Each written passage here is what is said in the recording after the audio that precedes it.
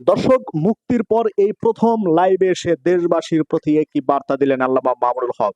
বিস্তারিত থাকছে ভিডিওতে। চ্যানেল নতুন হতে গেলে সাবস্ক্রাইব করবেন আর একটি লাইক দিবেন। দর্শক, আল্লামা মামুনুল হক সাহেব আজ সকাল 10টার সময় তিনি মুক্তি পেয়েছেন এবং এই মুক্তিতে দেখা গিয়েছে তাকে লক্ষ লক্ষ মানুষ সংবর্ধনা দিয়েছেন এবং তিনি আজ বিকাল বেলায় নামাজের আগেও কিছু বক্তব্য দিয়েছেন এবং বিকালে যে বক্তব্যটি দিয়েছেন সেটার হচ্ছে সারমর্ম হচ্ছে যে তিনি বলছেন যে নয়তো খেলাফত নয়তো শাহাদাত, অর্থাৎ খেলাফত কায়েম করার জন্য আম্বিয়া আলাইহিমুসসালাম তিনি যেভাবে রাষ্ট্র পরিচালনা করেছেন সেভাবে পরিচালনা করার জন্য কোন আলেমদের গায়ে আঘাত হানবে, আলেমদেরকে অপমানিত করা হবে, আল্লামা মামুনুল হক সাহেব তিনি বসে থাকবেন না, এটাই তিনি ঘোষণা দিয়েছেন।